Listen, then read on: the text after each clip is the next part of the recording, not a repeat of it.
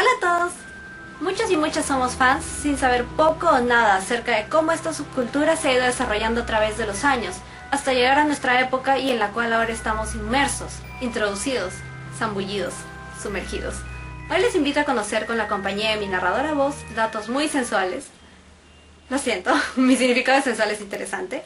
Datos interesantes acerca del origen y desarrollo de los fandoms hasta la actualidad.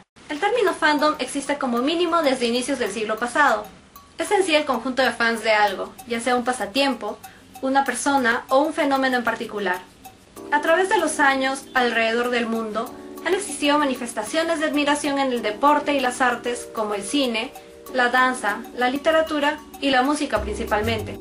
Quizá llegando a ser fandom o quizás sin llegar a serlo, quién sabe. La pista más antigua y documentada de un fandom que encontré fue la de Sherlock Holmes, personaje literario de Sir Arthur Conan Doyle. Esta creación terminó por opacar al resto de sus obras, por lo que cansado de esto, mató a su personaje. Esto fue noticia, tuvo obituario en los periódicos y hasta la gente se vistió de luto por él.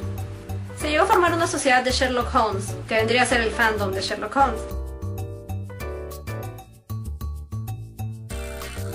En cuanto a música, muchos dirían que el primer fandom fue el de The Beatles, la primera boy band con tal impacto y fama mundial. Pero no, el fandom musical más antiguo que encontré era del siglo anterior, con un pianista llamado Franz Liszt. Varias personas tendrán mi cara de pregunta, ¿en serio un pianista? Bueno, por esos años era guapo el muchacho. Se fue de gira por varios años y esto generó la listomanía en Europa. Se dice que su música era tocada de forma distinta, que extasiaba a quienes lo oían, por lo que fans comenzaban a gritar y emocionarse en sus conciertos. Luego tenemos a los fans de Elvis, Sinatra y ahora sí, de The Beatles de nuevo. Ahí considero que tenemos nuestros inicios del fandom moderno.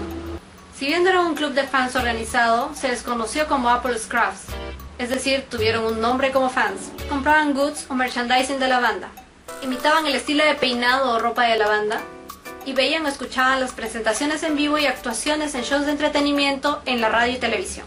Incluso podríamos hablar de sassens o stalkers en esa época, pero lo dejamos para otra ocasión. A partir de esto y gracias a la mejora de los medios de comunicación, fueron formándose cada vez más fandoms hasta llegar a nuestros días. En Corea, según nuestro fabuloso portal Wikipedia, mencionan la aparición de fandoms desde los 70s, con dos cantantes de trot, Namjin y Nauna. Saliéndome del tema, los resultados que más encontré acerca del nombre de este cantante fueron fanfics del Namjin de BTS y casi nada sobre el artista que buscaba. En la década de los 80 alcanza un gran éxito comercial Choyeon-pil, considerado una de las figuras más importantes en el pop coreano. Sotaejiwa Idol o Sotaeji and the Boys surge en los 90s, convirtiéndose en una gran influencia en la cultura pop de esa época.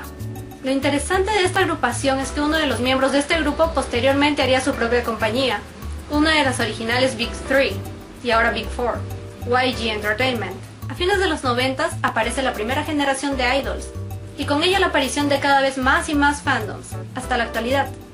Como en décadas pasadas, se busca imitar al estilo de artistas, se compran objetos con colores que los representan, posteriormente aparecen los goods.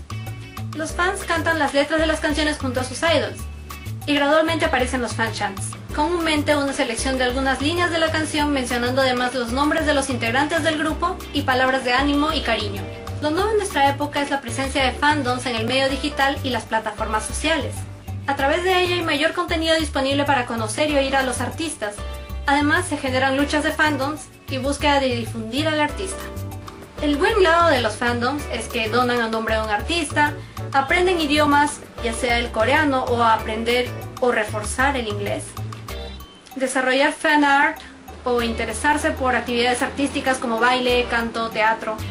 Lo negativo es llegar a la obsesión y que esto afecte la formación educativa o la vida de las fans. Es como un arma de doble filo en realidad. Espero que con este resumen haya ilustrado un poco sus conocimientos acerca de estos temas y que por supuesto les haya gustado. Esto es todo. ¡Adiós!